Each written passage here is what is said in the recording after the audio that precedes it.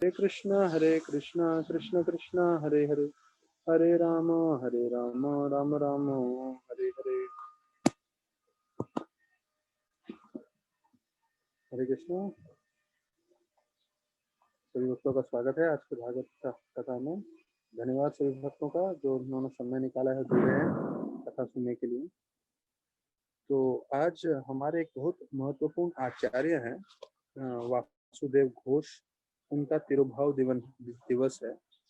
तो ज़्यादा हमें इन आचार्यों के बारे में मालूम नहीं है, पर जो हमें ज्ञान प्राप्त हुआ है थोड़ी किताबें पढ़ने से और जिन किताबों में उनका वर्णन है, तो उसके बल पर हम थोड़ा चर्चा करेंगे। जैसे हम लोग ने वो भजन सुना हुआ है, जय जय जगन्नाथ सचिर नंदन त्रिभुवन कोरे लार त्रिभुवन कोरे यार चरणा वंदन। तो ये जो भजन है ये वासुदेव घोष ने लिखा है, और वासुदेव घोष उसके आखिरी लाइन में स्टैंजा में बोलते हैं, वासुदेव घोष बोले पूरी चौड़ा हाथ, सही गौर सही कृष्ण सही जगन्नाथ। तो ये हमारे बड़े प्रमुख आचार्यों में से एक हैं गुरु परंपरा में भी जो चैतन्य महाप्रभु के संगी पार्षद थे। तो हमारे वो जो आचार्य गण हैं उनमें उनका नाम नहीं आएगा डायरेक्टली, पर वो चैतन्य महाप्रभु के संगी पार्षद हैं, उसका वर्णन आ रहा है इसमें। तो चैतन्य भागवत में अंतिम लीला में भी इसके बारे में बताया गया है कि वासुदेव घोष के साथ दो और भाई थे, माधव घोष और गोविंद घोष। और ये तीनों जो भाई हैं वो बहुत अच्छा गाते थे। और ऐसा वर्णन किया गया है चैतन्य भागवत में कि जब ये तीन भाई भजन गाते थे, कीर्तन गाते थे, तो उनके कीर्तन में साक्षात नित्यानंद प्रभु जो बलराम जी है वो नाचते थे। तो फिर बोलते हैं कि कायस्थ जो वो समाज था उसमें उनका पैदाइशी हुई थी, और वो निताई गौरांग चैतन्य महाप्रभु नित्यानंद प्रभु के जो है संगीत पार्षद थे। तो भक्ति सिद्धांत सरस्वती ठाकुर बताते हैं कि वो ये तीनों जन वास्तविक रूप में श्रीमती राधा रानी के शरीर के विस्तारित रूप हैं, ऐसे करके बोलते हैं। उन्होंने काफी भजन कीर्तन लिखे हैं चैतन्य महाप्रभु के लिए भी और कृष्ण भगवान के लिए भी। और चैतन्य महाप्रभु का जो बाल लीला है वो उन्होंने वर्णन किया है। फिर उन्होंने जो संकीर्तन लीला किया वो भी उन्होंने किए बताया है, और संन्यास लीला। तो ये सब जो है उन्होंने बहुत सुंदर तरीके से वर्णन किया है। तो गौड़ गणोदेश दीपिका में बताया गया है कि ये जो तीन भाई हैं, श्री गोविंद, श्री माधव और श्री वासुदेव, ये तीनों व्रज लीला में कलावती और गोसालसा और गुंतिगा, ये तीनों सखी हैं। गुंतुंगी करके ये तीनों का नाम है, और लोग सखी हैं, अर्थात वो राधा रानी के नित्य पार्षद हैं जो वहाँ सेवा करते हैं। तो फिर बताया जाता है कि वासुदेव और माधव को जो है नित्यानंद प्रभु ने बंगाल में प्रचार करने के लिए भेजा, और गोविंद जो है वो महाप्रभु के साथ नीलाचल में जो है वो निवास कर रहे थे। तो वो बोलते हैं हर साल ये तीनों भाई रथ यात्रा के लिए महाप्रभु से मिलने आते थे। तो रथ यात्रा में भी आते थे जगन्नाथपुरी में, और साथ साथ महाप्रभु के लिए भी मिलते थे, और तीनों बहुत सुंदर कीर्तन करते थे बताया जाता है। तो एक बार बताया गया है कि महाप्रभु नीलाचल में थे, तो गोविंद घोष भी वहां पे थे।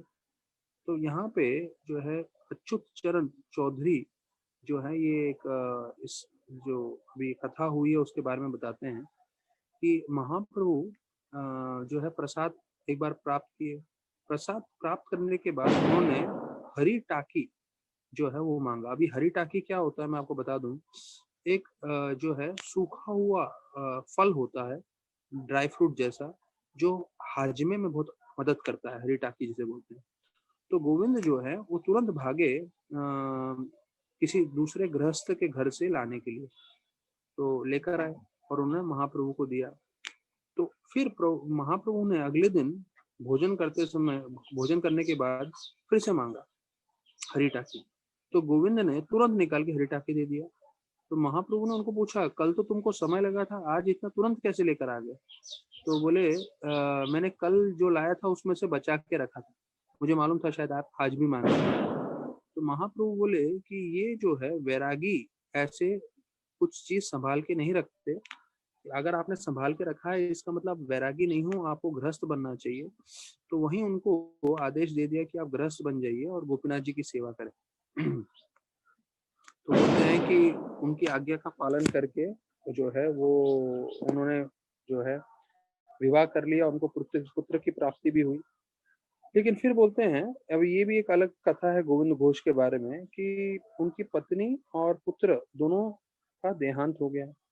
तो बताया जाता है गोविंद जो है इतने दुखी हो गए इसको लेके कि उन्होंने जो है भोजन भी नहीं बनाया और अपने आप को कमरे में बंद कर दिया, और यहाँ तक कि उनके गोपीनाथ जी जो उनके विग्रह थे उनकी सेवा भी बंद कर दी। तो बताया जाता है कि सपने में खास स्वयं गोपीनाथ जी आए और उनको वो बोलने लगे कि आपका एक पुत्र चला गया है, तो इसका मतलब ये थोड़ी है कि आप दूसरे पुत्र को भी भोजन नहीं कराओगे। तो गोविंद ने सपने में ही जवाब दिया, मुझे इसके बारे में मालूम नहीं, मेरा तो एक ही पुत्र है। तो गोपीनाथ जी बोलने लगे, क्या मैं आपका पुत्र नहीं हूँ? क्या आपका कर्तव्य नहीं है मुझे खिलाना? और अभी तक तो आप खिला रहे थे। तो अभी आपने, जैसे आपका पुत्र चला गया है तो मेरा सेवा आपने बंद कर दिया है। तो गोविंद बोलते हैं कि अच्छा, अगर आप मेरे पुत्र हो तो मेरे जाने के बाद मेरा श्राद्ध आप करोगे क्या? तो गोपीनाथ जी उनको जवाब देते हैं, हाँ मैं करूंगा। तो बोलते हैं अभी तो मुझे कुछ खाने के लिए दे दो। तो ऐसा सुन के गोविंद जो है बहुत प्रसन्न हो जाते हैं। फिर वो उठ के स्नान करके भगवान के लिए पूरा भोग वोग लगाते हैं और बताते हैं, जब गोविंद घोष का तिरुभाव का दिन आता है, आज भी जो गोपीनाथ विग्रह है वो सफेद कपड़ा पहनते हैं पूरा, जैसे वो पिंड कर रहे हो, और उनके हाथों में जो है घास का अंगूठी पहनाया जाता है, जो पिंड के समय हम लोग करते हैं। तो वो आज भी कार्य होता है, ये वर्णन किया गया है। तो ये देखिए, वैसे तो ज्यादा आम कहानी है, पर देखिए भगवान कैसे अपने भक्तों के साथ आदान प्रदान करते हैं और कैसे भगवान जो है प्रिय होते हैं अपने भक्तों को। ये सब हमारे शास्त्रों में वर्णन है, लीलाओं में आ रहा है। तो ऐसे महान आचार्य के बारे में सुनना, उनसे प्रार्थना करना, उनके आविर्भाव या तिरोभाव, उनके जन्मदिन पे या जब उन्होंने शरीर त्यागा था, तो बहुत महत्वपूर्ण है। उससे हमें बहुत आध्यात्मिक उन्नति भी मिल सकती है, हमें उनका कृपा भी मिल सकता है। तो हमें प्रार्थना करना चाहिए वासुदेव घोष से, जैसे कल हम भी प्रार्थना कर रहे थे गिरिराज जी के पूजा के दिन। तो हमें रोज अपना जीवन प्रार्थना करके बिताना चाहिए। तो बोलते हैं प्रार्थना हमारे जीवन का जो है एक सबसे मुख्य अंग होना चाहिए। जैसे बोलते हैं गाड़ी में सबसे मुख्य अंग होता है स्टेयरिंग। अगर आपके पास कार है और स्टेयरिंग नहीं है उसमें, तो आप कहाँ कहीं नहीं जा सकते। तो स्टेयरिंग मतलब आपका डायरेक्शन देता है, राइट जाना है, लेफ्ट जाना है, सीधा जाना है। तो उसी प्रकार से वर्णन किया गया है कि हमारे जीवन में जो प्रार्थनाएं हैं वो एक स्टेयरिंग के समान होनी चाहिए, जिससे हम हमेशा अपने जीवन का सही मार्गदर्शन कर सकें और सही जो है और जा सकें। तो अभी हम लीलामृत में जो है हम लोग जैसे कल चर्चा किया था, तो उसके ऊपर हम थोड़ा कर लेते हैं। तो यहाँ हमने वर्णन किया था कैसे प्रभुपाद अमेरिका पहुंच चुके हैं। और अभी देखिए, जब अमेरिका के बारे में वर्णन आ रहा है तो ध्यान रखिए उधर संघर्ष जो प्रभुपाद का है वो अभी प्रारंभ हुआ है अमेरिका में। भारत में कितना संघर्ष किया वो हमने सुन लिया, लेकिन अभी अमेरिका में कितना संघर्ष होगा वो आज से हम सुनेंगे कि अमेरिका पहुंचे हैं। पहले हम लोग ने सुन लिया है कि उनको समझ में नहीं आ रहा था कहाँ मुड़ना है, दाएं जाना है कि बाएं जाना है। तो ऐसे संघर्ष पूर्वक जगह में थे। अभी उसमें आगे आ रहा है प्रभुपाद प्रहलाद महाराज की शिक्षाएं जो है याद कर रहे हैं। और प्रहलाद महाराज की शिक्षाओं में वर्णन किया गया है कि प्रहलाद महाराज बोलते हैं कि मुझे जो है भगवत धाम नहीं जाना। प्रहलाद महाराज बोल रहे हैं मेरी इच्छा क्या है कि मैं इस भौतिक जगत में ही रहूं, और जो भी मूर्ख लोग हैं, जो लोग भक्ति से जुड़े नहीं हैं, उनको मैं किसी तरह से प्रेरित करूं, उनको भक्ति के साथ जोड़ूं, उनको भी भगवत लाभ ले जाऊं। तो बोलते हैं प्रहलाद महाराज अपनी प्रार्थनाओं में 7वें स्कंद भागवतम में कि कई योगी हैं, कई लोग हैं जो अपनी मुक्ति के लिए जो है एकांत में बैठे हुए हैं। पर प्रहलाद महाराज बोलते हैं मैं ऐसा नहीं हूँ, मैं सबको अपने साथ भगवत धाम ले जाना चाहता हूँ। तो ये ही प्रभुपाद का भी इच्छा था, क्योंकि प्रभुपाद राधा दामोदर मंदिर में बैठे थे और वहां पे भक्ति कर रहे थे, और वहां पे भक्ति करते हुए प्रभुपाद आराम से जन्म सार्थक करके भगवत धाम जा सकते थे। लेकिन प्रभुपाद वहां से ये विदेश में आए और विदेश में जो है अभी प्रचार करने की कोशिश कर रहे हैं। तो देखिए इस जो है लीला से अभी यहाँ से जितना भी हम चर्चा करने वाले हैं, हमें देखने मिलेगा कि कितना प्रभुपाद को संघर्ष करना पड़ा अमेरिका में। तो बताया जाता है गोपाल अग्रवाल जो है, जिन्होंने उनका स्पॉन्सरशिप किया था, वो अपने वॉल्क्सवैगन गाड़ी जो है लेकर आए थे और वो प्रभुपाद को बटलर ले जाने के लिए तैयार थे। तो मिले प्रभुपाद को, उन्होंने बोला स्वामी जी आपका स्वागत है, और वो ऐसे ही झुक रहे थे बार बार और अपना प्रणाम उनको कर रहे थे। तो ये गोपाल जी के लिए पहली बार नहीं था, कई बार उन्होंने जो है कई सन्यासियों के लिए अपने पिताजी को प्रसन्न करने के लिए स्पॉन्सरशिप भेजा था, पर उनको कभी लगा नहीं कोई आने वाला है, इसलिए उन्होंने प्रभुपाद जी के लिए भी भेज दिया।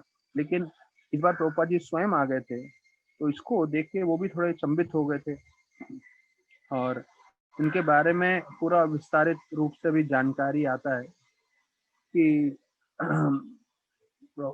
उन्होंने जो है उनके पेपर्स फॉरवर्ड कर दिए थे अपने पिताजी को प्रसन्न करने के लिए।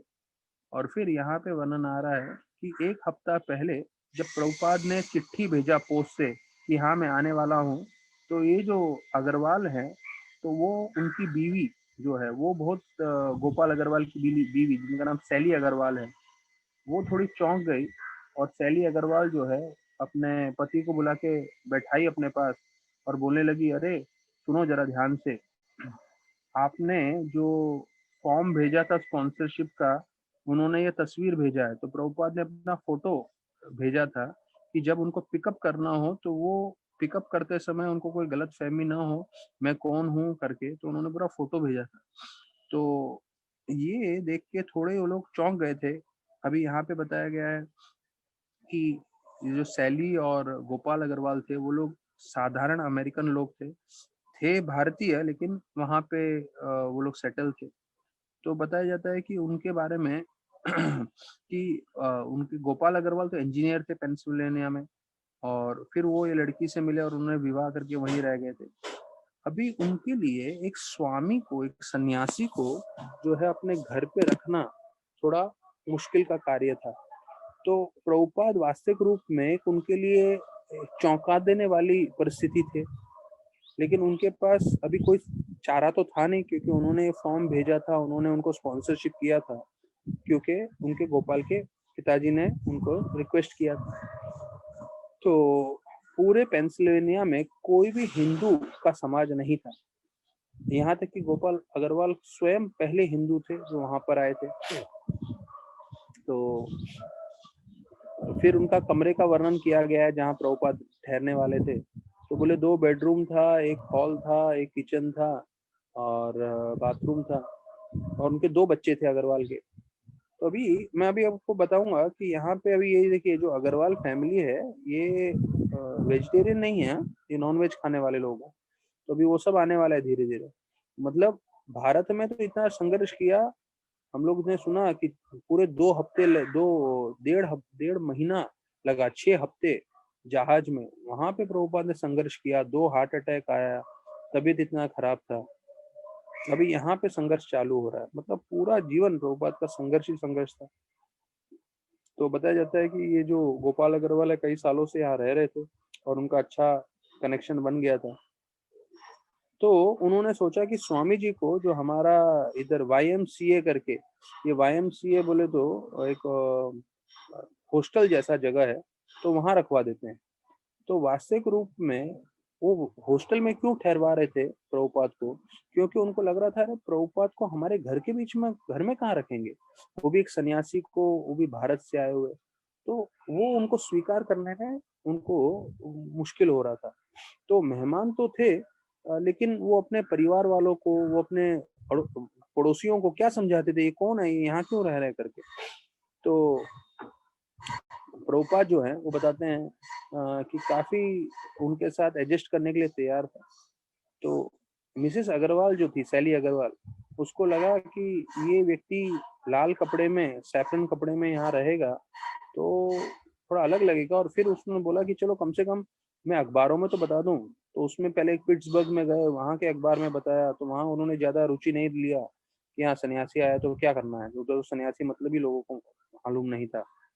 फिर एक बटलर ईगल करके कोई अखबार था, उसमें गए, वहां पे बताया, तो उन्होंने बोला हाँ ठीक है हम लिखते हैं। तो फिर उन्होंने अखबार में सितंबर 22 को छापा अंग्रेजी में कि एक हिंदू के भक्त जो है विदेश आए हैं भक्ति का प्रचार करने के लिए। और उसमें प्रभुपाद जी का फोटो था। और प्रभुपाद जी जो है भागवतम अपने हाथ में रख के उन्होंने फोटो निकाला। तो उनको लिखा था एम्बेसडर ऑफ भक्ति योगा, मतलब भक्ति योगा के आचार्य, भक्ति योगा के गुरु। और उसके नीचे लिखा था कि उनके पास भागवतम है जो एक हमारे बाइबल के समान है। और प्रभुपाद जी का कहना है, जो स्वयं एक खुद जो है टीचर हैं, कि ये जो भागवतम है वो लोगों के जीवन में पूरी तरह से परिवर्तन ला सकता है। तो प्रभुपाद जी उसमें अपने आर्टिकल में उन्होंने बोला कि मैं आया हूँ यहाँ पे लोगों में भक्ति की चेतना जागृत करने के लिए। और भगवान हमारे पिता हैं और वो हजारों रूपों में आते हैं। और मनुष्य का जीवन सार्थकता तब प्राप्त होगी जब वो भक्ति के साथ जुड़ेगा, ऐसे करके प्रभुपाद ने बताया। तो 6 हफ्तों का जो है जलदूत में ट्रैवलिंग करके जो है यहाँ पहुंचे थे बटल पेंसिल्वेनिया में। तो वो उसके बारे में और लिखा था उन्होंने कि कैसे वो जो है अपने बर्तनों में जिसके 3 टायर हैं उसमें चावल सब्जी बनाते हैं। और उनको रोटी तो ज्यादा समझता नहीं था, तो उन्होंने ब्रेड लिखा था कि वो ब्रेड भी बनाते हैं साथ साथ। और स्ट्रिक्ट वेजिटेरियन है और वो सिर्फ दूध पीते हैं, ऐसे करके उनके बारे में बताया था। तो अभी अग्रवाल को क्या लगा कि प्रभुपाद यहाँ पे क्यों आए हैं, अपना भागवतम के लिए थोड़ा डोनेशन लेने के लिए। डोनेशन लेंगे चले जाएंगे। तो उनको प्रचार वचार से मतलब विशेष रूप से शिष्य बनाने में कोई रुचि नहीं है। तो ये गोपाल अग्रवाल के दिमाग में चल रहा था। तो प्रभुपाद देखे ये लोग इतने नर्वस हैं मेरे को लेके और मेरे को रखने के लिए। तो वो जो है उनके शांति के लिए, उनकी प्रसन्नता के लिए वो बोले ठीक है, जैसा उनको ठीक लगता है मैं वैसा ही करूंगा करके। तो उन्होंने प्रभुपाद ने उनको रिक्वेस्ट किया कि अभी आपने मुझे बुलाया ही है तो कम से कम रोज शाम को 6 से 9 अपने घर पे आप कार्यक्रम रखिए मेरे लिए। तो रोज शाम को सैली अग्रवाल और गोपाल अग्रवाल के घर पे प्रभुपाद कार्यक्रम करते थे। तो सैली जो गोपाल अग्रवाल की वाइफ है वो याद कर रही है प्रभुपाद का उनके साथ आदान प्रदान। प्रभुपाद वो बोल रही है सैली की प्रभुपाद के प्रोग्राम में काफी लोग आते थे शाम को। तो उनको ये तो समझ में आता नहीं था क्या पूछना है, क्योंकि उनको इसके बारे में ज्ञान तो था नहीं। उनके लिए तो ऐसा लग रहा था कि कोई किताब में से व्यक्ति आ गया है या कोई सपने में से व्यक्ति आ गया है। क्योंकि उस समय ये 1900 जो है 65 की बात है, कोई सन्यासी को किसी ने देखा ही नहीं था। सिर्फ वो फेरी टेल की किताबों में, कुछ ऐसे किताबों में लोगों ने देखा था। तो बटलर पेंसिल्वेनिया में हिंदू तो अकेले एक खुद गोपाल अग्रवाल थे, तो वो खुद अकेले हिंदू थे। तो उसके बीच में ये जो साधु हैं वो तो उनको सब लोग को थोड़ा अलग ही लग रहा था, तो सब लोग देखने आते थे। फिर बोलते हैं कि गोपाल और सैली जो है मिडिल क्लास अमेरिका के लोग, मिडिल क्लास के रहने वाले थे, ज्यादा धनी नहीं थे वो। और उनके माता पिता भी दूर रहते थे, वो भी आ गए देखने के लिए कौन है करके, पिट्सबर्ग में रहते थे वो बोलते हैं। तो वो भी आ गए। और बताया जाता है कई लोगों को भक्ति में आकर्षण नहीं था, उनको सिर्फ जिज्ञासा थी ये कौन है सन्यासी, ये क्यों आए हैं, ऐसे करके बताते हैं। तो सैली बोलते हैं कि प्रभुपाद के पास कई चीजों में एक उनका हैंड टाइपराइटर था जिससे वो टाइपिंग करते रहते थे। और वो बोलते हैं कि वहाँ कभी कभी ज्यादा ठंडी भी पड़ रहा था और उन्होंने जो है अपने कान ढकने के लिए एक टोपी पहन के रखा था, क्योंकि अमेरिका का ठंडी का वातावरण था, तो किसी ने दिया था वो उसको करते थे, पहनते थे। तो प्रभुपाद के बारे में सैली बोलते हैं कि वो बहुत ध्यान रखते थे। अब ये हमारे लिए बहुत महत्वपूर्ण है। प्रभुपाद जब भी जिससे मिलते थे 2 बारी में मिलते ही उससे उसका नाम हमेशा याद रखते थे। तो बोलते थे जब भी वो अपने अपार्टमेंट में मिलते थे या कहीं बाहर जाते हुए मिलते थे तो उसको हाथ करके उनको वेव करते थे और उसका नाम बोलते थे। तो जैसे किसी का आप नाम बोलते हो तो वो उनको बहुत अच्छा लगता था कि ये मुझे याद रखते हैं। तो इसलिए सब लोग जो है उनको जो है प्रेम करते थे, उनको वो सब लोग उसको उनको प्रभुपाद बहुत अच्छे लग गए। तो प्रचार करते समय एक बहुत चीज़ ज़रूरी ध्यान रखना है कि जब भी हम लोगों से मिलते हैं तो लोगों का नाम ध्यान रखना ज़रूरी है, और फिर उनको उनके नाम से संबोधित करते हैं तो उनको लगता है हाँ, ये व्यक्ति उसने मेरे को याद रखा है, मेरा नाम जानता है। तो फिर बोलते हैं अ, कि वो बहुत आसान मेहमान थे, वो कभी कुछ ज़्यादा डिमांड नहीं करते थे, और बोलते हैं जब भी मैं अपने काम में लगी रहती थी तो प्रभुपाद जी आराम से बैठ के जप करते रहते थे। तो कभी भी सैली अग्रवाल बोलती है कि प्रभुपाद जी ने हमें परेशान नहीं किया। जब हमारे पास समय होता था तो हम उनसे कुछ कार्य करते थे, लेकिन हम उनके साथ जो है कभी वो हमेशा जपा ही करते हुए मिलते थे। अच्छा, और यहाँ बोलते हैं सैली अग्रवाल कि प्रोग्राम में कई लोग सिगरेट पीते थे। तो सिगरेट पीते थे, तो अभी क्या हो गया, सैली खुद सिगरेट पीती थी, लेकिन प्रभुपाद के सामने सिगरेट नहीं पीती, क्योंकि गोपाल ने उसको समझा के रखा था, उसके पति ने, कि मेरे पिता के सामने तुम्हें सिगरेट नहीं पीना है। तो उनको लगा प्रभुपाद जी भी मेरे मतलब गोपाल के पिता की उम्र के ही हैं, तो उसके सामने मुझे सिगरेट नहीं पीना है। अच्छा, वो सिगरेट नहीं पीती थी, लेकिन जब कार्यक्रम में लोग आते थे तो प्रोग्राम में मतलब देखिए प्रभुपाद ने पूरा वर्ल्ड इस्कॉन एस्टेब्लिश कर लिया, लेकिन ये जो पहला ऑडियंस है, हाँ, पहला ऑडियंस जो बैठा हुआ है वो क्या कर रहे हैं, सिगरेट पी रहे हैं लेक्चर के बीच में। तो प्रभुपाद क्या बोलते थे, उसके ऊपर ध्यान मत दो, उसके बारे में मत सोचो। हाँ, और उनको कुछ मना भी नहीं करते थे प्रभुपाद सिगरेट नहीं पीने के लिए, क्योंकि उनको मालूम था ये लोग दूसरे वातावरण से हैं और इनको अलग तरीके से प्रचार करना है, इनको अलग तरीके से ध्यान रखना है। तो मैं आपको बता दूं, कई हमारे भक्त हैं, कई कोई ज्यादा पावरफुल परफ्यूम मार के आता है तो उनको डिस्टर्ब हो जाता है, सेंट मार के आते हैं, तो वो डिवोटी को बोलते जाके पीछे जाके बैठो, तुम्हारे परफ्यूम से मुझे डिस्टर्ब हो रहा है। तो मैं अपने मंदिर में अपने ही डिवोटीज की बात कर रहा हूँ, ऐसे भक्त भी हैं। पर यहाँ पे प्रभुपाद देखिए कितने सहनशील हैं। तो जब हम प्रचार कर रहे हैं तो प्रचार करते समय हमें ध्यान रखना है कि हमें सहनशील होना है, सामने वालों में जितने भी अवगुण हैं उसके अवगुणों को नहीं देखना है, और उनको भक्ति में प्रोत्साहन करते रहना है, फिर वो अपने आप जो है प्रगति करेंगे। तो फिर वो बोलते हैं एक प्रश्न उठा प्रवचन में कि आप जीसस क्राइस्ट के बारे में आपको क्या लगता है। तो प्रभुपाद जी ने बताया कि वो भगवान के पुत्र है। और फिर प्रभुपाद बोले कि जैसे जीसस क्राइस्ट भगवान के पुत्र हैं, आप भी भगवान के पुत्र हो। तो सब लोगों को बहुत प्रभुपाद जी का प्रवचन और चीजें जो है अच्छी लगने लगी। तो तो गोपाल जो है वो बोलते हैं प्रभुपाद जी के बारे में कि वो लोगों का जीवन परिवर्तन नहीं करना चाहते थे।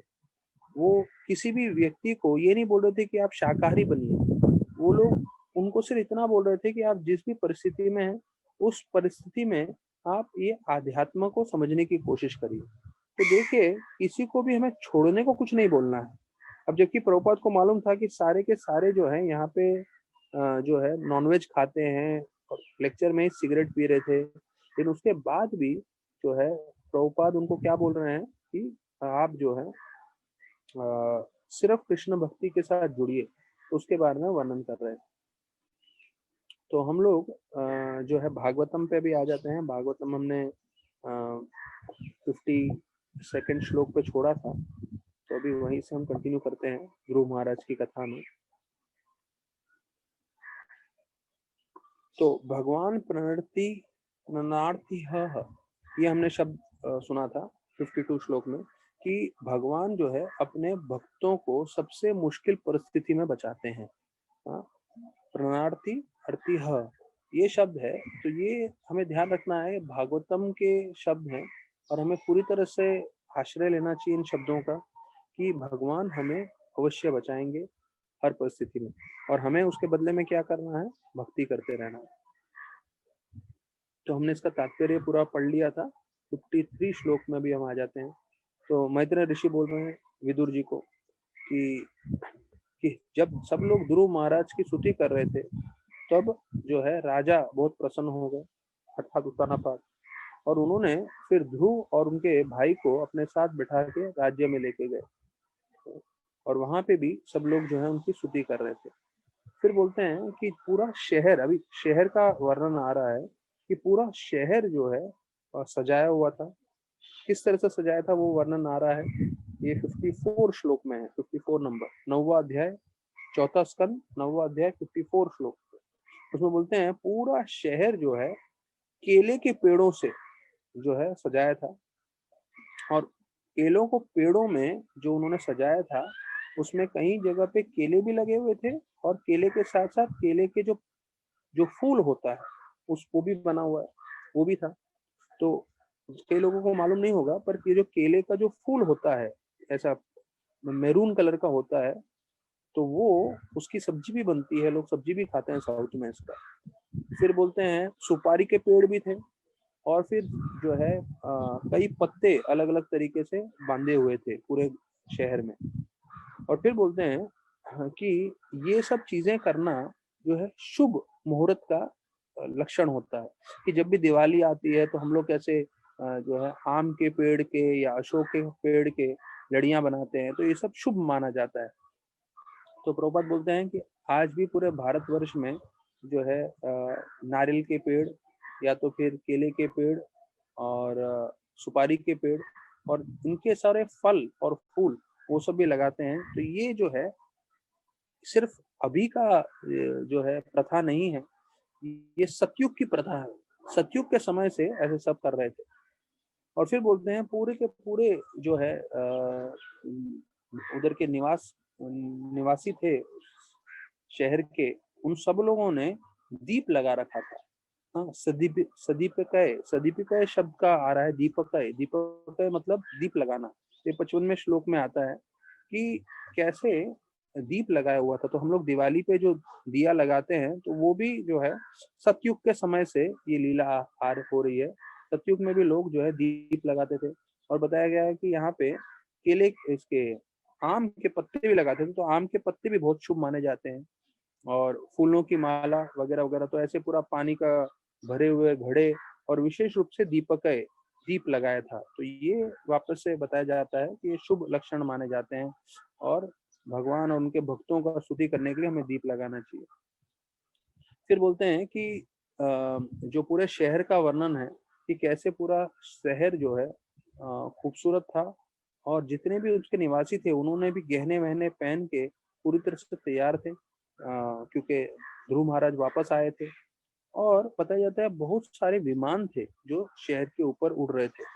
अब विमान मतलब हमें सिर्फ एरोप्लेन के बारे में मालूम है, यहाँ पे जो है प्रभुपाद तात्पर्य में बोल रहे हैं विजय ध्वज तीर्थ। वो जो एक आचार्य है वो बताते हैं कि देवतागण भी आ गए थे ध्रुव महाराज को देखने के लिए, कि कैसे ध्रुव महाराज अपने राज्य में प्रवेश कर रहे हैं अपने पिता के साथ। तो देवतागण भी आए थे, इसलिए ये जो है विमान शब्द का प्रयोग आया हुआ है। विमान सिखेर द्यूभी, तो विमान में वो बैठ कर आए थे। तो प्रभुपाद बोलते हैं कि दूसरे जगह पे कि हमें सिर्फ एक ही विमान मालूम है जो एल्यूमिनियम से बनता है, जो अभी आसमान में उड़ रहा है, और जिसके अंदर लोगों को कई बार वॉमिटिंग भी होता है। तो विमान में जो बैठते हैं तो उनको मालूम है कि सामने वाले खांचे में वॉमिटिंग बैग रहता है उल्टी आने के लिए। तो बोलते हैं ऐसे विमान नहीं थे ये सतयुग में। और जो स्वर्ग लोक में है पहला तो चीज ये बोलते हैं कि एल्यूमिनियम का नहीं है विमान, वहां पे सोने के बने होते हैं, नहीं तो फूलों के बने होते हैं, और सिर्फ आपके मन की इच्छा से वो विमान कहीं भी जा सकता है, ऐसा जो है विमान का वर्णन किया गया है। और दूसरा राधानाथ महाराज बता रहे थे कि किसी को उसमें उल्टी नहीं होता है जैसे भौतिक जगत के विमान में होता है। दूसरा कोई विमान का प्लेन क्रैश नहीं होता है जैसा यहाँ पे होता है सब चीजें। फिर बोलते हैं कि पूरे जगह को जो है उन्होंने चंदन के पानी से जो है सजा डाला था पूरे शहर में। अभी चंदन का पानी मतलब आप समझ सकते हैं पूरा खुशबूदार शहर को कर दिया था। तो पहले समय में, अभी ये सतयुग का वर्णन आ रहा है, समझिए सतयुग में सेंट नहीं थे जैसे आजकल परफ्यूम लोग लगाते हैं, पर उन्होंने चंदन का पानी का प्रयोग किया था। मतलब चंदन घस के जो उसका असली महक है, आप सोच सकते हैं कि उस समय में भी लोग कितना खुशबूदार, सिर्फ अपना शरीर नहीं, अपना घर नहीं, पूरा का पूरा राज्य को कर सकते थे इसके द्वारा। फिर वर्णन आ रहा है कि कैसे उन्होंने चावल के गेहूं के दाने पूरे लटका के रखे थे, तो ये भी शुभ माना जाता है। फल और फूल वो भी टांग के रखे थे, और ये पूरे शहर में जो है लगा के रखा था। तो ध्रुव महाराज बताया जाता है कि वो रास्ते पे से चलते हुए गए और जितने भी राज्य में रहने वाले निवासी थे उनको प्रणाम कर रहे थे। यहाँ तक कि जब स्त्रियां जो हैं वो लोग भी आ गई थी, वो लोग भी जो है ध्रुव महाराज को देख रहे थे। और यहाँ पे सब लोग जो है ध्रुव महाराज को आशीर्वाद दे रहे थे। आशीर्वाद कैसे दे रहे थे? बोलते हैं राय का दाना डाल रहे थे। और ये 59 श्लोक में है, यहाँ बोल रहे हैं सफेद राय का दाना, व्हाइट मस्टर्ड सीड। तो हमें तो अनुभव सिर्फ काले मस्टर्ड सीड का है जो हम लोग चौक में डालते हैं, पर यहाँ पे वर्णन किया सफेद जो है राय के दाने, और वो सब छिड़क रहे थे। और नए नए उगे हुए घास और फूल और ये सब डालते हुए उनका स्वागत कर रहे थे। ध्रुव महाराज श्रवण कर रहे थे, जो लोग उनकी स्तुति कर रहे हैं, स्त्रियां स्तुति कर रहे हैं, ब्राह्मण स्तुति कर रहे हैं, और ऐसा स्तुति करते हुए अपने पिताजी के साथ प्रवेश किए शहर में। और वहां से फिर वो अपने महल में आए। तो बताइए, तो उनका महल भी सब हीरे मोतियों से जड़ा हुआ था। और पिताजी जो है उनका विशेष ध्यान रखे, जो बोलते हैं just as a demigods lives in their palace in higher planet systems. तो बोलते हैं क्योंकि अभी पिछली बार पिताजी ने उनका अपमान किया था, तो इस बार वो विशेष रूप से उनका जो है प्यार कर रहे थे, उनका ध्यान रख रहे थे। और बोल रहे जैसे कोई देवता अपने स्वर्गलोक में निवास करते हैं, वैसे उनके पिताजी जो है उनका ध्यान रखते हैं। फिर बोलते हैं जो उनका बिस्तर था, वो बिस्तर भी ऐसा जो है नरम, ऐसे दूध के मक्खन के समान, हाँ, और ऐसा सफेद। और फिर बोलते हैं जो बिस्तर था उसके जो पूरे सोने का बना हुआ था, हाँ, और उसमें जितने भी उधर फर्नीचर थे, जो बैठने के कुर्सी उर्सी थे, सब सोने के बने हुए थे। तो ये जो महल था बताया जाता है पूरे मार्बल का बना हुआ था, और उसके अंदर जो है नक्काशी हुई थी सैफायर की, जो एक बहुत बहुमूल्य हीरा होता है। और सब जगह दिए लग रहे थे, और सब दिए की रोशनी में सारे के सारे जो जो मोतियां हैं, हीरे मोती हैं, वो चमक रहे थे। तो अभी प्रभुपाद ये हम 52वें श्लोक में 62 प्रभुपाद जी तात्पर्य में बता रहे हैं, ये हजारों साल पहले की वर्णन कर रहे हैं। लेकिन हजारों साल पहले श्रीमद् भागवतम का बताया गया है कितना सौंदर्य था, कितना खूबसूरत था उनका मकान और उनका सब चीजें। फिर बोलते हैं कि जैसे जैसे एक एक युग बढ़ते गया, तो जैसे सतयुग था, फिर द्वापर, फिर त्रेता, फिर द्वापर, फिर कलयुग, तो हर युग में प्रभुपाद बोल रहे हैं 90% लोगों का जीवन कम होते गया। तो पहले सतयुग में 1 लाख साल था, फिर 90% कम हो गया। तो 1 लाख साल में 90% कम कर दोगे तो कितना बचा? 10,000। तो 10,000 साल जीवन हो गया। फिर 10,000 साल में 90% कम हो गया, तो कितना बचा? 1,000। तो जब लोग द्वापर युग में रहते थे तो 1,000 था, और कलयुग में और 1,000 का 90% खत्म हो गया, तो वो कितना हो गया? 100 साल। अभी वो भी नहीं जी रहे हैं लोग। फिर जो है ये बताए 28वां दिव्य युग है। जैसे हमने मालूम है ब्रह्मा जी के एक दिन में 1,000 दिव्य युग होते हैं, तो 1,000 दिव्य युग में से ये वाला जो युग चल रहा है वो 28वां युग है करके प्रभुपाद बता रहे हैं। फिर वो बोलते हैं कि आज भी अगर हमको ये सुनने में थोड़ा अलग लग रहा है कि कैसे उनके महलों में जो है बहुमूल्य रत्न जड़े हुए थे मार्बल में, तो प्रभुपाद बोलते हैं कोई बड़ी बात नहीं है। उत्तानपाद के समय जो हुआ था ये तो सतयुग में है। आप आज भी दिल्ली में चले जाओगे तो उधर का रेड फोर्ट है, प्रभुपाद बता रहे हैं। दिल्ली के रेड फोर्ट में आप जाएंगे तो वहां के मार्बल में बताया जाता है कि कुछ समय पहले हीरे थे, मोतियां थे। फिर प्रभुपाद बोलते हैं जो ब्रिटिश जब आए, अंग्रेज लोग, तो वो अंग्रेज जो है सारे के सारे हीरे मोती उसमें से उखाड़ के जो है अपने म्यूजियम में रखने के लिए लेके गए। तो प्रभुपाद वर्णन कर रहे हैं कि कैसे ये जो हीरे मोती और वो सब सजाए हुए थे, तो वो अभी तक कुछ समय पहले, मतलब आज से समझ लीजिए 100 साल पहले तक पूरे भारत में थे। इतना ऐश्वर्य था। तो ये तो सतयुग की बात है, तो उस समय तो और इसलिए बोल रहे सैफायर जो सबसे बहुमूल्य पत्थर है वो सब जड़े हुए थे। तो प्रभुपाद बोल रहे हैं कि मानवता की जो प्रगति है वो फैक्ट्री बनाने में नहीं है। अगर मानवता प्रगति करना चाहता है तो उसका प्रगति जो है वो है अच्छा भोजन प्राप्त करने में। तो अच्छा भोजन प्राप्त करें और अपना समय बचा के आत्मा साक्षात्कार के लिए लगे रखें। तो प्रभुपाद लिखते हैं so that we may save time for self realization and success in the human form of body। तो जो भी श्रोतागण ने ध्यान रखिए प्रभुपाद के शब्दों का, प्रभुपाद बोल रहे हैं हमें अपना समय ज्यादा से ज्यादा बचाना चाहिए अपने दिन भर के कार्यों से। दिन भर का कार्य तो करना है क्योंकि वो हमारी जिम्मेदारी है, लेकिन उसके साथ साथ हमें जो है यहाँ पे वर्णन किया है कि आत्म साक्षात्कार के लिए बताना चाहिए। नहीं तो देखिए जैसे एक गिलहरी कब से आवाज कर रही है पीछे से, उसको गिलहरी को हम कुछ कर भी नहीं सकते। आवाज आ रहा है ना आप लोगों को? तो वैसे ही हम भी जो है बोलते हैं बहुत, लेकिन हमारा बोलना कृष्ण से संबंधित होना चाहिए, नहीं तो इस गिलहरी की आवाज के जैसे ही हमारा आवाज हो जाएगा। जैसे प्रभुपाद लिखते हैं नेक्टर ऑफ इंस्ट्रक्शन में कि मेंढक भी बोलता है, लेकिन उसके बोलने से क्या होता है, सिर्फ सांप आ जाता है और उसको पकड़ लेता है। तो वैसे ही अगर हम भी बोल रहे हैं तो हमारा कृष्ण भक्ति से बातें जुड़ी हुई होनी चाहिए।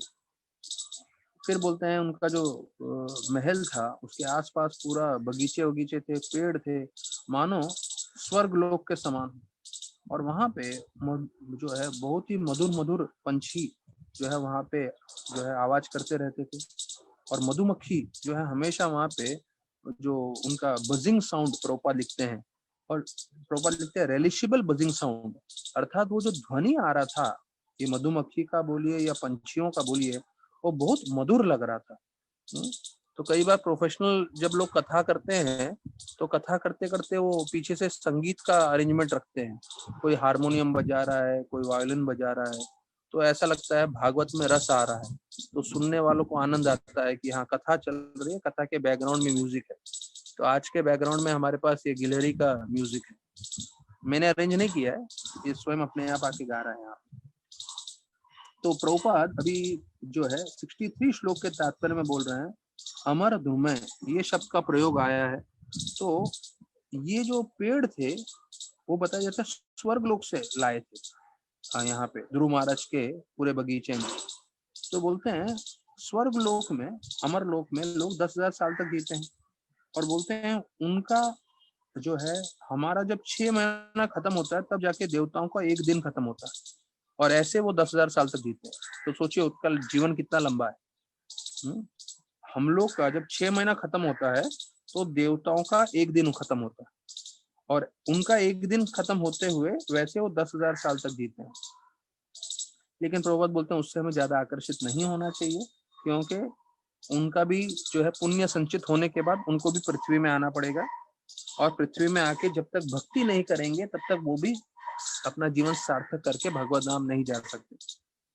फिर बताते हैं कि प्रभुपाद दूसरी जगह का बता रहे हैं कि कैसे कृष्ण भगवान सत्यभामा को लेके गए थे स्वर्ग में, और वहां पे उनको पारिजात पेड़ पसंद आया था जो है सत्यभामा को, तो उन्होंने पारिजात पेड़ ही उठा लिया था। उसके लिए उनको पूरा युद्ध करना पड़ा, लेकिन कृष्ण भगवान ने जो है पूरी तरह से युद्ध किया और अपने बीवी की प्रसन्नता के लिए सत्यभामा के लिए पारिजात लेकर आए। तो प्रभुपाद लिखते हैं एक जगह पे कृष्ण भगवान ऐसे कार्य करते थे जैसे वो जोरू के गुलाम हो। जोरू का गुलाम हम लोग ने सुना है ना, अंग्रेजी में बोलते हैं hand packed husband. Hand packed husband मतलब जो बीवी बोले वो करना, उठो तो उठो, बैठो तो बैठो। तो प्रभुपाद बोलते हैं कृष्ण भगवान ऐसा करते थे, क्यों? सिर्फ उनकी रानियों को प्रसन्न करने के लिए। ऐसा नहीं है कि कृष्ण भगवान अपनी बीवियों के अधीन थे, लेकिन वो ऐसा व्यतीत करते थे कि उनके बीवियों के अधीन है। जैसे सत्यभामा ने बोला अरे मुझे जो है पारिजात फूल चाहिए, तो कृष्णा ने बोला अरे फूल क्यों ले रहे हो, आप पूरा का पूरा पेड़ लो, मैं तुमको खुद लेके जाता हूँ स्वर्ग लोक, और वहां से लेकर आते हैं। और पूरा देवताओं के साथ युद्ध भी किया, लेकिन अपनी बीवी को प्रसन्न करने के लिए पूरा का पूरा पेड़ लाके जो है रखवाया। तो बोलते हैं प्रभुपाद बोल रहे हैं उसके जो पारिजात जो पेड़ है उसके पुष्प और उसके फल जो है वो बहुत ही अलग है, बहुत खुशबूदार है, बहुत स्वादिष्ट है। तो इसके बारे में हमसे श्रवण कर सकते हैं। तो अभी यहाँ पे तो पृथ्वी पे तो हमें पारिजात देखने नहीं मिलेगा, पर जो वर्णन है वो हमें समझना चाहिए। जैसे राधानाथ महाराज बता रहे थे अगर पारिजात जो पेड़ है जो स्वर्ग लोक में है उसका एक पुष्प भी पृथ्वी पे आ जाए तो पूरा पृथ्वी महकदार हो सकता है, इतना शक्तिशाली ये पेड़ होते हैं, और उसकी खुशबू होती है इनके पुष्पों की। फिर आगे वर्णन आ रहा है कि जो सीढ़ियां थी एमराल्ड से बनी हुई थी, और सीढ़ियों में एमराल्ड पत्थर से बना था। और फिर वो एक सरोवर की ओर जा रहे थे जहाँ पे बहुत अलग अलग रंगों के कमल थे, और वहाँ पे अलग अलग पंछी थे। यहाँ पे सब पंछियों का नाम है, कारवंदका, चारवका और क्रेन और वगैरह वगैरह, बतख। तो ये महाराज अभी एक प्रवचन में बता रहे थे कि जो बतख होता है, बतख, तो बतख जो है वो एक टांग पे खड़ा रहता है। बतख आपको मालूम है, पगला भगकत बतख भी बोलते हैं हम लोगों को। तो बतख जो होता है वो एक टांग पे खड़ा रहता है, और वो छोटी छोटी मछलियों को जाने देता है। और जैसी जब बड़ी मछली दिखती है तो तुरंत चोंच मार के पकड़ लेता है। तो महाराज बता रहे थे हमारे जीवन में भी वैसे बहुत सारी छोटी मोटी चीजें चलती रहेंगी, तो हमें उन पे ध्यान नहीं देना है। हमें सबसे ज्यादा ध्यान देना है सबसे मुख्य चीज पे। जैसे प्रभुपाद ने कुछ तात्पर्य पहले बताया कि हमें अपना समय बचाना चाहिए, जिससे हम ज्यादा से ज्यादा समय आत्म साक्षात्कार के लिए डालें, उसमें ध्यान दें, उसमें अपना जीवन सार्थक कर सके। तो जो उत्तानापाद राजा थे उन्होंने अपने पुत्र की महिमा सुनी और वो बहुत प्रसन्न हुए। तो कोई भी पिता अपने पुत्र का बारे में सुनता है तो निश्चित रूप से प्रसन्न होगा ही होगा। तो प्रभुपाद लिखते हैं इसके तात्पर्य में 65th श्लोक चल रहा है, Therefore his acts were all wonderful, and when he came back, naturally because of his spiritual qualification, he became very popular among the citizens. अर्थात आध्यात्मिक जब आप अच्छे से कार्य करते हैं तो उसके कारण आप बहुत प्रसिद्ध हो जाते हैं।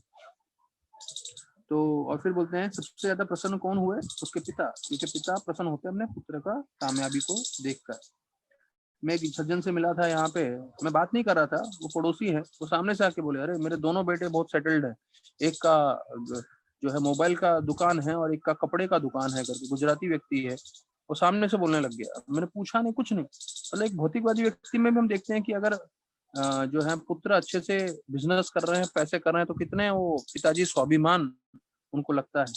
तो उसी प्रकार से यहाँ पे उत्तानापाद को लग रहा था कि मेरे बेटा जो है कितना अच्छा भक्त बन रहा है, कितना उसने भगवान को प्रसन्न किया। तो प्रभुपाद बताते हैं कि अगर कोई गवर्नमेंट जो है वो पूरा आध्यात्मिक रूप से भक्ति कर रहे हो, तो पूरा का पूरा राज्य उनके चलते हुए भक्ति कर सकता है और सारे के सारे प्रसन्न हो सकते हैं। तो बोलते हैं अगर गवर्नमेंट डिवोटी है या गवर्नमेंट के लोग पूरे स्पिरिचुअल आध्यात्मिक रूप से प्रेरित है, तो पूरा का पूरा जो राज्य है, पूरा समाज है, उनका जो शारीरिक चीजें हैं या आध्यात्मिक चीजें हैं, दोनों को संतुष्ट करने की वो लोग क्षमता रखते हैं। तो physical as well as spiritual needs and their hankerings are satisfied. Prabhupada 65वें श्लोक के लास्ट लाइन में लिख रहे हैं। फिर बताते हैं कि उत्तानापाद जो है उनको लगा कि भाई ध्रुव जो है अभी पूरा राज संभालने के लिए तैयार है। तो उन्होंने अपने मंत्रियों से सलाह लिया, फिर उनके जो राज्य में रहने वाले लोग थे उनसे सलाह लिया, और फिर जो है सबको बहुत ध्रुव महाराज प्रिय थे, तो उन्होंने ध्रुव महाराज को पूरे विश्व का राजा बना दिया। तो यहाँ पे प्रभुपाद हमारे लिए काफी महत्वपूर्ण चीजें लिख रहे हैं तात्पर्य में कि उत्तानापाद जो राजा थे वो राज ऋषि थे, लेकिन राजऋषि भी होते हुए भी उन्होंने ध्रुव महाराज को पूरा राजा घोषित करने से पहले उन्होंने अपने मिनिस्टर और जितने भी राज्य में लोग थे उनका भी जो है सुझाव लिया। और तीसरा, उन्होंने खुद ने देखा ध्रुव महाराज का चरित्र क्या है। तो देखिए पहले जमाने में भी अगर जब राजा घोषित करते थे तो राजा घोषित करने से पहले बहुत जांच पड़ताल होता था, बहुत ज्यादा कार्य होता था, और फिर ऐसा करने के बाद उनको राजा बनाया। तो बोलते हैं एक वैष्णव राजा बन गए ध्रुव महाराज, और फिर उस तरह से उन्होंने पूरे विश्व को जो है नियंत्रण किया। तो इसलिए क्योंकि वैष्णव राजा थे तो पूरे दुनिया में सब लोग जो है वो संतुष्ट थे, प्रसन्न थे। तो बोलते हैं the world is so happy that it is not possible to imagine और डिस्क्राइब। दुनिया में जब ध्रुव महाराज राजा बने लोग कितने प्रसन्न थे उसका वर्णन करना बहुत मुश्किल है। प्रभुपाद ऐसा बता रहे हैं, मतलब कोई आध्यात्म रूप से प्रेरित हो और जैसे प्रभुपाद बता रहे पूरी गवर्नमेंट, पूरी सत्ता वैष्णव की हो, तो वो फिर किस तरह से जो है सबको प्रसन्न कर सकते हैं, उसका वर्णन आ रहे हैं। तो प्रभुपाद बोलते हैं अगर आज भी लोग पूरी दुनिया में कृष्ण भावनामृत हो जाएं, तो आज भी हम लोग स्वर्ग बना सकते हैं अपना जीवन को। तो देखिए, स्वर्ग बनाने के लिए पूरी दुनिया की प्रभुपाद बात कर रहे हैं, अगर सब लोग कृष्ण भक्ति कर लें तो पूरी दुनिया तो कितना बनेगी नहीं बनेगी हमें मालूम नहीं, पर जितने लोग हमारे साथ जुड़ जाएंगे, जितने लोग 16 माला जप करेंगे, जितने लोग 4 नियम पालन करेंगे, जितने लोग भागवत सुनेंगे और जितने लोग प्रभुपाद के मिशन की सेवा करेंगे, राधा कृष्ण की सेवा करेंगे, ये लोग सब जो है प्रभुपाद के इस वाक्यों के हिसाब से पृथ्वी पे ही स्वर्ग बना के रहेंगे। देखिए हम लोग स्वर्ग में हैं। हाँ, तो इसको जो है मैं जैसे बताता हूँ, इसको आप अंडर एस्टिमेट मत करिए ये स्टेटमेंट को कि भाई ये ऐसे ही प्रभुपाद ने बोला है। अगर आप भक्ति से जुड़े हैं और पूरी तरह से भक्ति कर रहे हैं तो वास्तविक रूप में कृष्ण भगवान आपके पूरी चीजों का ध्यान रखेंगे और जो है आपको हमेशा जो है भगवान की कृपा प्राप्त होती रहेगी। तो प्रभुपाद फिर वो चीज बता रहे हैं कि जो एक युवा पीढ़ी है वो बहुत उत्साहित है। और वो किस चीज के लिए उत्साहित है? पूरे सत्ता बदलने के लिए, पूरे विश्व भर में। अभी प्रभुपाद एक दूसरा ही पहलू ले रहे हैं। प्रभुपाद बोल रहे हैं जो हमारी युवा पीढ़ी है वो सब जगह सत्ता में आना चाहती है और पूरा गवर्नमेंट को पलटना चाहती है, overthrow the government different parts of the world. तो हमें भी मालूम है कि सब जगह जो है सत्ता बदलते रहते हैं। अभी फिलहाल में अमेरिका में भी सत्ता बदल गया है, मतलब डोनाल्ड ट्रंप चले गए हैं। तो सबके पास जो है सत्ता रहता ही है। तो ये इसके बारे में वर्णन किया गया है।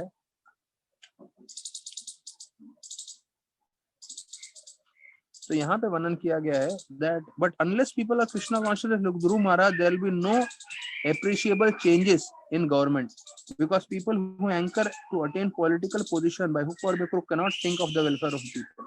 मतलब जो लोग को सत्ता चाहिए किसी तरीके से, वो लोग कल्याण नहीं कर सकते। वो लोग सिर्फ अपने पैसा कमाने के लिए या अपने मान सम्मान के लिए बैठे हैं। तो प्रभुपाद बोलते हैं ये नहीं होगा, ये सही नहीं है। अगर आपको जो है राजनीतिक सत्ता बदलना है तो उसके लिए कैसे संभव हो सकता है? वो है भक्ति करके। अगर आप भक्ति कर रहे हैं तो देखिए, तो पूरा प्रभुपाद इस श्लोक में तो पूरा जो है पूरे सत्ता बदलने की, गवर्नमेंट बदलने की बात कर रहे हैं। पर जैसे अभी भी हाल ही में मैंने वापस से सुना था गांधी जी का जो स्टेटमेंट है, वापस से राधानाथ महाराज जी कोट कर रहे थे, be the change you want to see in the world. अर्थात आप पूरी दुनिया में जो बदलाव चाहते हो वो पहले अपने जीवन में लाइए। अपने जीवन में आप जो बदलाव लाओगे तो उससे आप दुनिया में बदलाव ला सकते हो। तो पूरी दुनिया को स्वर्ग बनाने के लिए देखिए, अभी जो हमारा प्रोजेक्ट है, मंदिर है जू इस्कॉन का। तो जू इस्कॉन के मंदिर को उन्होंने हेवन ऑन अर्थ प्रोजेक्ट बोला। तो ये हेवन मतलब ऐसा नहीं कि हमें से स्वर्ग बनाना था, पर जो भी भक्ति से जुड़ता है उसका जीवन पूरा स्वर्गमय हो जाता है, मतलब पूरा भक्तिमय हो सकता है। और वो इसमें बताया गया है। फिर 67 श्लोक में हम लोग पहुंच रहे हैं कि अभी उत्तानापाद का उम्र बढ़ते जा रहा है और उनको अपने आध्यात्मिक उन्नति के बारे में सोचना था। तो इसलिए उन्होंने ये सोचा कि अभी मैं सब राजपाट छोड़ देता हूँ, क्योंकि मैंने इनको राजा बना ही दिया है अपने पुत्र को, और मैं जंगल में चला जाता हूँ। तो देखिए अभी ये बहुत महत्वपूर्ण विषय आने वाला है कि कैसे वो सब कुछ छोड़ के जंगल में जा रहे हैं। कौन? उत्तानापाद। तो प्रभुपाद लिख रहे हैं, ये हम लोग के लिए वापस से बहुत जरूरी चीज है कि मॉडर्न प्रभुपाद बता रहे हैं कि जो आज के नेता हैं वो उत्तानापाद के जैसे नहीं है। उत्तानापाद ने कैसे समय आने पे सीधा जंगल में चले गए, सब छोड़ छाड़ दिया। ये लोग ऐसा नहीं करते। वो बोलते हैं जब तक कोई उन्हें मार नहीं डाले, मतलब जब तक वो खुद मर नहीं जाए या कोई उन्हें मार नहीं डाले, तब तक वो अपना पोजीशन छोड़ते नहीं है। देखिए सत्ता कितना शक्तिशाली चीज है। सत्ता को पकड़ने के लिए लोग, बताया जाता है, प्रभुपाद लिख रहे हैं, they are so much attached to their position that they never retire unless they are removed from their post by cruel death or killed by opposing political party। मतलब प्रभुपाद कितना स्पष्ट रूप से बोल रहे हैं कि या तो वो खुद मर नहीं जाएंगे, नहीं तो उनका जो दूसरा पॉलिटिकल पार्टी है जब तक वो उनको मार नहीं डालेगा तब तक छोड़ेंगे नहीं। बोले ये हालत है आज के राजनीतिक परिस्थिति की। पर उस समय में उत्तानापाद को लगा भैया भक्ति जरूरी है, आध्यात्मिक साक्षात्कार जरूरी है, छोड़ के चले गए। तो प्रभुपाद लिखते हैं तपस्या मनुष्य जीवन का मुख्य कार्य है। ये बहुत स्टेटमेंट जरूरी है हमारे लिए। तपस्या हमारे जीवन का बहुत जरूरी कार्य है। Prabhupada rights practice of austerity is the main business of human life. कि तपस्या हमारे जीवन का बहुत मुख्य अंग है। तपो दिव्यम पुत्र कायन सत्वम, ऋषभ देव बोलते हैं कि तपस्या जो है जीवन का लक्ष्य है। तो कई बार हम लोग को सुबह उठने में, कई बार हमारे शरीर में दर्द हो रहा होगा, लेकिन हमें समझना है कि ये दर्द, ये तपस्या करना मनुष्य जीवन का लक्ष्य है। ये तपस्या करते हुए हम भक्ति करेंगे, तब हम भगवान की पूरी तरह से कृपा प्राप्त कर पाएंगे, हम उनका आकर्षण खींच पाएंगे। नहीं तो जब सब स्वस्थ चल रहा हो, सब अच्छा से चल रहा हो, तो कोई भी भक्ति कर ले। मतलब ऐसे सब लोग तो भक्ति नहीं करते, लेकिन फिर भी भक्ति करना आसान होता है जब सब कुछ अच्छा चल रहा है। जैसे अंग्रेजी में बोलते हैं फेयर वेदर फ्रेंड्स। जब सब कुछ अच्छा चल रहा है तो आराम से भक्ति करते हैं, लेकिन जैसे कुछ मुश्किल आ जाती है तो छोड़ देते हैं। तो तपस्या करते हुए भक्ति करना वो जो है महत्वपूर्ण है। जैसे राधानाथ महाराज बताते हैं कि हमारे शरीर में जो है जब तकलीफ होने लगती है और उसके साथ हम जो है भक्ति करें, तो जो है असली में भगवान प्रसन्न होते हैं। कि मतलब तकलीफ लेते हुए भी हम भक्ति कर रहे हैं, तो भगवान जब ये देखते हैं तो ज्यादा हमें कृपा देते हैं। तो अभी प्रभुपाद ये जो 9वां अध्याय है वो समाप्त कर रहे हैं, और ये समाप्त करते हुए जो आखिरी के 2-3 लाइन है बहुत महत्वपूर्ण है, कृपया ध्यान दीजिए सब लोग। प्रभुपाद लिख रहे हैं कि हर कोई अगर कृष्ण भावनामृत संघ का आश्रय लेगा और ज्यादा नहीं, सिर्फ ये तपस्या करेगा, मांसाहार नहीं करेगा, जुआ नहीं करेगा, वैद्य पुरुष स्त्री संग नहीं करेगा, और शराब नहीं पिएगा, तो ये 4 नियम पालन करेगा और हरे कृष्णा महामंत्र 16 माला, यहाँ प्रभुपाद स्पष्ट लिख रहे हैं, आप लोग प्लीज मार्क करिए। ये जो वर्ष नंबर 67 है प्रभुपाद जो है बता के गए हैं। प्रभुपाद बोले जो भी मुझे इंस्ट्रक्शन देना है मेरे आने वाले भक्तों को, जब मैं नहीं रहूंगा, वो सारे इंस्ट्रक्शन, सारे शिक्षण मैं अपनी किताबों में देके जाऊंगा। तो प्रभुपाद देखिए यहाँ पे क्लियर बोल रहे हैं, बोले ज्यादा तपस्या नहीं करना है, अगर ये 4 नियम हम लोग पालन कर लिए तो ये ही तपस्या काफी है। और बोल रहे हैं हमें माला जप करना चाहिए, और आप मार्क करिए प्रभुपाद ब्रैकेट में लिख रहे हैं 16 माला। प्रभुपाद कहीं पे भी दीक्षा का वर्णन नहीं कर रहे हैं, आप लोग ये मार्क करिए, समझिए इस बात को, बहुत जरूरी है। मानसिक रूप से आप किसी को गुरु स्वीकार कर रहे हैं, दीक्षा ले रहे हैं, मानसिक रूप से उनको आप सम्मान दे रहे हैं, स्वीकार है। प्रभुपाद यहाँ पे दीक्षा का वर्णन नहीं करना है। प्रभुपाद बोले 4 नियम पालन होना चाहिए, 16 माला, हरे कृष्णा महामंत्र जप होना चाहिए, और ब्रैकेट में लिखा है 16 राउंड्स। तो जो लोग 16 माला नहीं कर रहे हैं, आप लोग इससे प्रेरणा लीजिए और 16 माला धीरे धीरे बढ़ने की कोशिश करिए और 16 माले पे आ जाइए। तो उससे क्या होगा, प्रभुपाद लिखते हैं by this practical method it would be very easy task to get celebration from this material world. तो देखिए प्रभुपाद बहुत मुख्य शब्द इस्तेमाल किए हैं, ये हमारे लिए बहुत जरूरी है।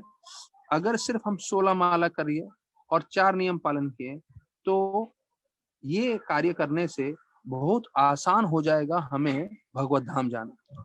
तो देखिए प्रभुपाद ने जो है, मैं हमेशा बोलता हूँ कि नहीं हमें इस्कॉन की सेवा करनी चाहिए, दास अनुदास भाव होना चाहिए। प्रभुपाद कुछ नहीं बोल रहे हैं, प्रभुपाद सिर्फ 2 चीज बोल रहे हैं, 16 माला जप करिए, 4 नियम पालन करिए। उसमें भी प्रभुपाद ने ये नहीं बोला ब्रह्म मुहूर्त में 16 माला करिए, दिन में कभी भी 16 माला करिए, रात को सोने से पहले 16 माला करिए, लेकिन 16 माला करिए। तो मैं अपने काफी आईवेस डिवोटीज को बोलता हूँ कि अगर समय नहीं हो चैंटिंग करने के लिए, तो ट्रैवलिंग में कम से कम चैंटिंग करो। तो ट्रैवलिंग करते समय चैंटिंग सबसे उत्तम नहीं होता, लेकिन कम से कम आप करो तो सही। तो जब धीरे धीरे जब करोगे, तो फिर आपको ऐसी सद्बुद्धि भगवान देंगे जिससे आप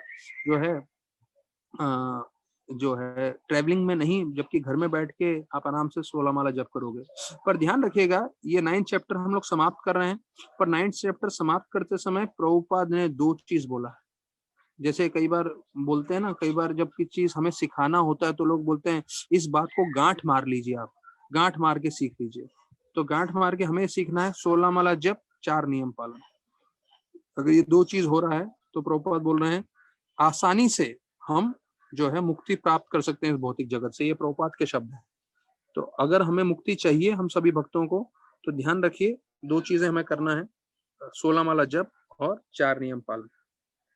राधानाथ महाराज दीक्षा दे रहे थे, तो जो है सुदामा प्रभु की मम्मी दीक्षा के लिए सामने आई, और नियम ऐसा है कि जो है बोलते हैं कि महाराज के सामने कि मैं 4 नियम पालन करूंगा और 16 माला जप करूंगा, और 4 नियम का वर्णन भी करते हैं। तो हम सब जिन लोगों ने भी दीक्षा लिया है, तो सबने माइक पे बोला जो है कि मैं इंटॉक्सिकेशन नहीं करूंगा, मीट ईटिंग नहीं करूंगा, गैम्बलिंग नहीं करूंगा, इलिसिट सेक्स नहीं करूंगा, और रोज अपने माला पे जप करूंगा 16 माला, तो उसके बाद दीक्षा मिलता है। तो अभी सुदामा प्रभु की मम्मी को अंग्रेजी नहीं आता था, तो वो बोले अंग्रेजी नहीं आता तो मराठी में बोलिए करके, तो मराठी में क्या बोलना है वो भूल गए।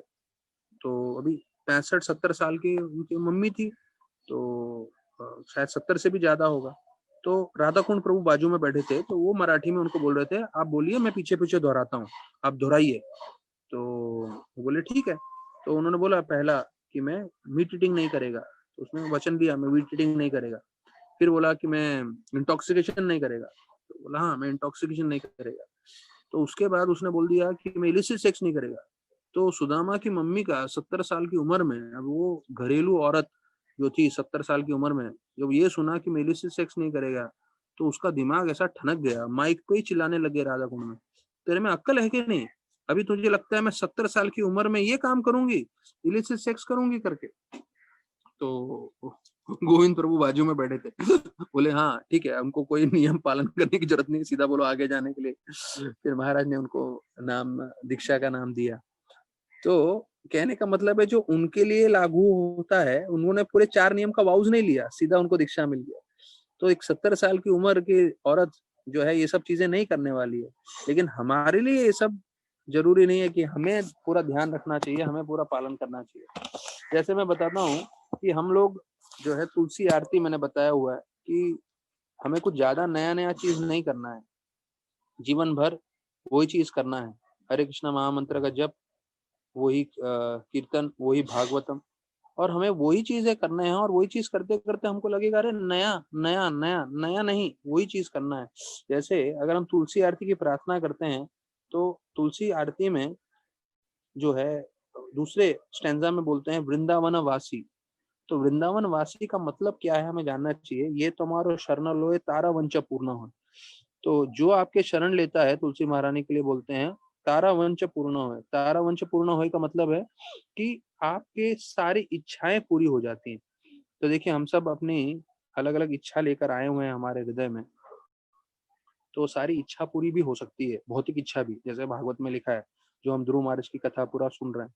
प्लस यहाँ पे पहला लिखा है अ, राधा कृष्णा सेवा पाओ यही अभिलाषी। देखिए हमारे जीवन में अगर हम तुलसी आरती ही अगर सिर्फ ध्यान से सुने या उसका हम गाएं, तो हमको उसका, हमारा जीवन का जो तत्व है पूरा इसमें ही है।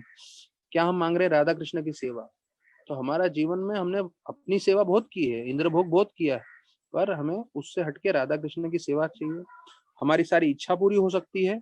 और बताए कृपा कोरी कोरो तारे वृंदावन वासी। वृंदावन वासी मतलब आप मुझे वृंदावन में वास दीजिए, इसका ये मतलब होता है।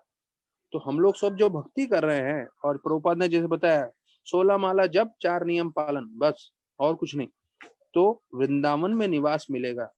मुक्ति तो मिल सकती है, मुक्ति मिलने के बाद बहुत जगह है जाने के लिए, आध्यात्मिक जगत में भी सैकड़ों वैकुंठ में वैकुंठ लोक हैं बताया जाता है। जहाँ नारायण रहते हैं वहाँ वहाँ भी वैकुंठ लोक है। फिर भगवान के अलग अलग जितने रूप हैं, तो उनका अलग अलग लोक है। नरसिंह देव का एक अलग लोक है, फिर वरा देव का अलग लोक है। ऐसे लाखों करोड़ों लोक है। फिर उसके अलावा जो है मथुरा भी है, द्वारका भी है। और लेकिन जो भक्त है वो सबसे उत्तम श्रेणी जगह में जाना चाहता है, जहाँ गोलोक वृंदावन है।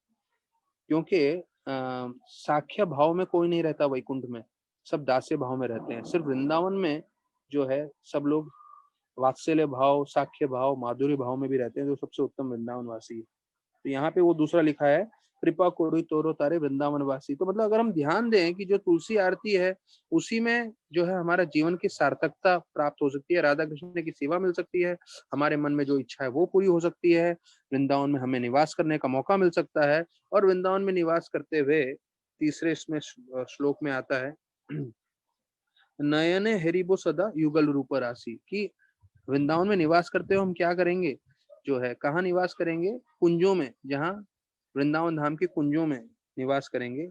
विलास कुंजे दियोवास, विलास कुंजे दियोवास मतलब अभी पहले तो बोला कि वृंदावन वासी मतलब वृंदावन में निवास कराएं, तीसरे श्लोक में बोल रहे हैं वृंदावन में कहाँ निवास कराएं, कुंजों में। कुंजों में मतलब जहाँ राधा कृष्णा लीला करते हैं। और फिर बोल रहे हैं नयने हरिबो सदा युगल रूप राशि, की अपने आंखों से मैं हमेशा राधा कृष्ण की जो लीलाएं होती हैं वो मैं देख सकूं। फिर चौथे में बोलते हैं कि मुझे जो है ए नीवे धन धरो सखीर अनुगत करो, सखीर अनुगत करो मतलब कि मैं सखियों के पद चिन्हों में चलना चाहता हूँ।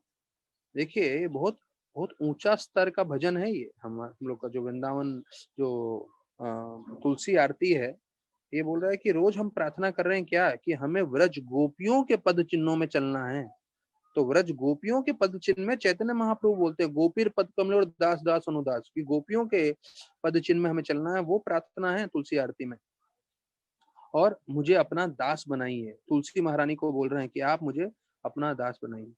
तो ये जो आखिरी लाइन है, दीन कृष्ण दासे को यही जना मोरा होए, श्री राधा गोविंद प्रेम सदा ये नवासी, तो इसका मतलब बोलेंगे क्या है मतलब, तो इसका मतलब ट्रांसलेशन ये है कि ये जो भजन लिखा है वो कृष्ण दास ने, तो दीन कृष्ण वो प्रार्थना कर रहे हैं कि मैं हमेशा तैरता रहूं राधा कृष्ण के प्रेम में।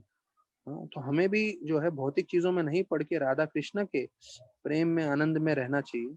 और बोलते हैं जो इसकी राधा जो तुलसी महारानी की परिक्रमा करता है, तो वो ब्राह्मण की हत्या से भी बच जाता है, उस वो भी जो पाप हुआ है उससे भी मुक्त हो सकता है।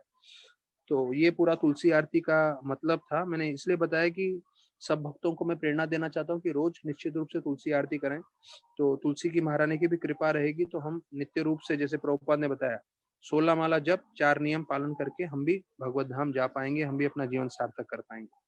तो उसके लिए हम नरसिंह देव से प्रार्थना करते हैं, तुलसी आरती करते हैं, शिक्षाष्टकम जप करते हैं, और जितना हो सके हम दूसरे भी आचार्यगण और प्रभुपाद और सबसे प्रार्थना करते रहेंगे, जिससे हम भक्ति से जुड़े रहें और अपना जीवन सार्थक करें। बहुत बहुत धन्यवाद सभी भक्तों का।